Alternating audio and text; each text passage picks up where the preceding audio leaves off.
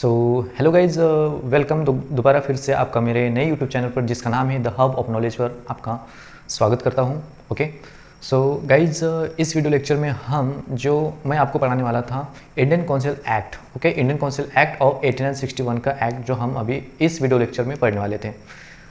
Guys, इसके पहले video lecture में मैंने आपको पढ़ाया था क्राउन रूल को हमने स्टार्ट किया था। ओके, और उस क्राउन रूल में the government of India act 1858 मैंने आपको समझा के बताया था। Okay, so the government of India act 1858 इसको देखने के लिए आप मेरे प्रीवियस वीडियो लेक्चर को देख सकते हैं। वहाँ पे मैंने काफ़ी अच्छे से एकदम ब्रीफ में, एकदम शॉर्ट्स नोट्स में मैंने आपको एक अच्छे से अंडरस्टैंडिंग करके दी है। ओके, सो गाइज, आज हम देखने वाले हैं Indian council act. Okay, so guys, एक बेसिक आइडिया इसके पीछे, ये एक्ट लाने के पीछे क्या रीजंस रहे थे। ओके, तो सबसे पहले हमें पता है कि 1857 को द ग्रेट रिवॉल्ट्स हुआ था। ओके, उसको सिपॉय म्यूटिनी इस सेकेंड नाम से भी जाना जाता है। सो उसके बाद में ब्रिटिशर्स को ये लगा, ये फील हुआ कि जब तक कि हम इंडियंस लीडर्स का, इंडियंस पीपल्स का कोऑपरेशन नहीं लेते, उनका सपोर्ट नहीं लेते, उनको अपने फेवर में लाने की कोशिश जब तक कि हम करेंगे नहीं, तब तक कि हमें इंडिया में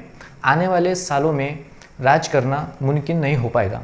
ओके, सो उन्होंने क्या किया, एक्ट्स लाना चालू कर दें। सो उस एक्ट में इंडियंस को थोड़ा रिप्रेजेंटेशन देना स्टार्ट कर दिया था। सो इसके पहले एक्ट में मैंने आपको बताया था कि गवर्नमेंट ऑफ इंडिया एक्ट 1858 में क्या हुआ था कि ईस्ट इंडिया कंपनी पूरी तरह से खत्म हो गई थी, उसको अबोलिश कर दिया गया था और पूरे जो पावर्स थे वो क्राउन ने अपने हाथ में ले लिए थे।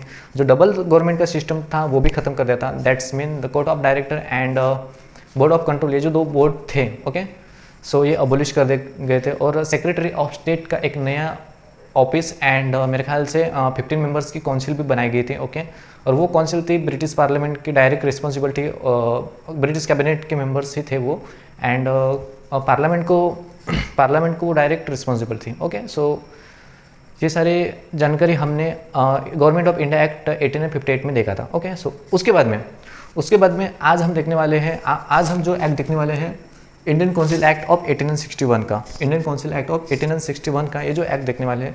तो क्यों लाएगा ये एक्ट, लाने की वजह क्या थी कि उनको ये फील हुआ था ब्रिटिशर्स को कि हमें अब इंडियंस को रिप्रेजेंटेशन देना चाहिए, उनका कोऑपरेशन मिलाने के लिए, कोऑपरेशन लाने के लिए उनका कोऑपरेशन, ठीक है। सो इंडियंस को हमें रिप्रेजेंटेशन देना चाहिए, तो उसके लिए उन्होंने 3 एक्ट की सीरीज लाई थी। सबसे पहले इंडियन काउंसिल एक्ट, मतलब इंडियन काउंसिल 3 एक्ट लाए थे, एक्ट ऑफ 1861 का, 1892 का एंड 1909 का। ऐसे इस प्रकार 3 एक्ट्स उन्होंने लाए थे। ओके, और उस एक्ट के तहत इंडियंस को थोड़ा करके, ठीक है, एक रिप्रेजेंटेशन देना स्टार्ट कर देता। मतलब स्टार्टिंग कहाँ से हुई, इस एक्ट से स्टार्टिंग हुई।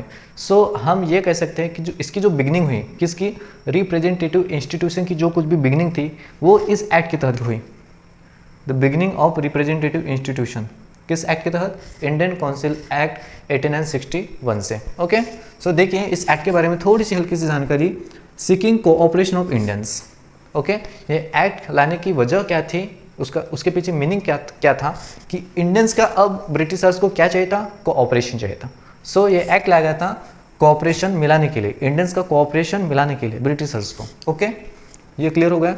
सेकेंड, सो कोऑपरेशन मिलाने के लिए उन्होंने 3 एक्ट्स पास किए गए थे, उनके द्वारा 3 एक्ट्स उन्होंने पास किए थे, 1861 का, 92 का एंड 1909 का, ठीक है। ऐसे 3 इंडियन काउंसिल एक्ट उन्होंने पास किए थे। देन थर्ड पॉइंट मैंने आपको बताया था, इसी एक्ट से स्टार्टिंग हुआ था रिप्रेजेंटेशन देना इंडियंस को। सो हम कहेंगे यहाँ पे the beginning of representative institutions. Question आपको यही भी पूछ सकता है कि the beginning of representative institutions was started by which one of the following acts, वहाँ पे एक्ट्स दे सकते हैं।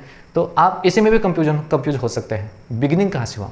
तो हमें याद रखना चाहिए कि वो इंडियन काउंसिल एक्ट 1861 से उसका बिगिनिंग हुआ। ओके, सो ऐसी छोटी छोटी बातें हमें याद रखना चाहिए। सो this is about the act, ये एक्ट लाने के पीछे की वजह क्या थी। ओके, ये 2-3 पॉइंट हो गया।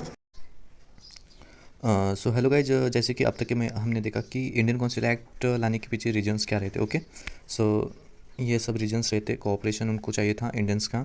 ओके, सो उन्होंने 3 एक्ट्स लाए थे एंड देन बिगिनिंग हुआ था representation of institutions. Okay, then अब हम देखेंगे फिगर्स, ठीक है। सो सबसे पहला फिगर्स तो यही है कि उन्होंने क्या किया था कि इंडियंस को लॉ मेकिंग प्रोसेस में इन्वॉल्व करना चालू कर दिया था as a non officials members. Okay, so तो पहला पिलर ये रहेगा कि association of Indians in law making process as non official members. Okay, so उस वक्त का जो वॉइसरॉय था लॉर्ड कैनिंग, उसने क्या किया, 3 पर्सन्स को उसके काउंसिल में ऐड किया। That's mean Raja of Banaras, Patiala and sir Dinkar Rao, ये 3 पर्सन्स थे, उसने उसके काउंसिल में उनको ऐड किया। Okay, then second, decentralisation of powers to Bombay Madras presidencies.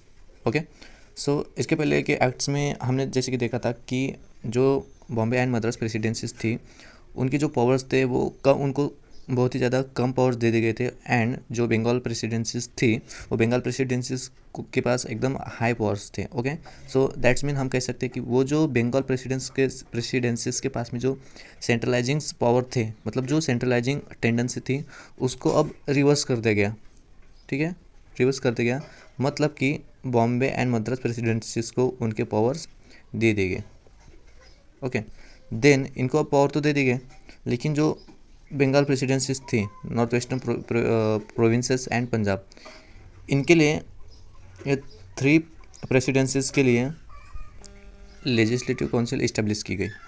Okay, so establishment of new legislative council for Bengal, North Western Provinces and Punjab. तो इनका इस्टेब्लिशमेंट कब हुआ? बंगाल प्रेसिडेंसीज का इस्टेब्लिशमेंट हुआ 1862, नॉर्थ वेस्टर्न प्रोविंसेस का इस्टेब्लिशमेंट हुआ 1886 एंड पंजाब का 1897। ओके, देन 4 फिगर्स में क्या है कि empowerment of viceroy. Okay, so viceroy को इम्पावर कर दिया गया कि ये अब रूल्स एंड ऑर्डर्स बना सकेगा। ओके, इसके पहले भी उसको पावर थे, मतलब गवर्नर हो गया, गवर्नर जनरल हो गया, गवर्नमेंट ऑफ इंडिया हो गया, इनको पावर्स थे ही। सो वॉइसरॉय को भी इम्पावरमेंट कर दिया गया कि ये रूल्स एंड ऑर्डर्स बना सकेगा। ठीक है, देन 5th हम देखेंगे recognition to portfolio systems. So guys हमें पता है कि जो पोर्टफोलियो सिस्टम है, जो इंट्रोड्यूस किया था लॉर्ड कैनिंग ने। ओके, ये जो सिस्टम किसने इंट्रोड्यूस किया था, वो लॉर्ड कैनिंग ने इंट्रोड्यूस किया था, एक क्वेश्चन बन सकता है। ओके, सो इस एक्ट के तहत, इंडियन काउंसिल एक्ट के तहत इसको रिकॉग्नाइज किया गया। ठीक है, रिकॉग्नाइज किया गया पोर्टफोलियो सिस्टम को। तो पोर्टफोलियो सिस्टम क्या है कि गवर्नमेंट के जो कुछ भी अलग अलग डिपार्टमेंट्स है, सो हर एक डिपार्टमेंट का चार्ज हर एक मिनिस्टर को दे दिया जाता है, और वो जो मिनिस्टर है वो डिपार्टमेंट को रन करने के लिए उसके हाथ में पावर्स रहते हैं। Okay, so this is about the portfolio systems. Then point 6, viceroy can issues ordinances without concurrence of legislative council. Okay, मतलब लेजिस्लेटिव काउंसिल को कॉन्करेंस नहीं कर, without concurrence of the legislative council, ये जो वाइसरॉय है वो ऑर्डिनेंस इशू कर सकता था। Okay, during the emergency period.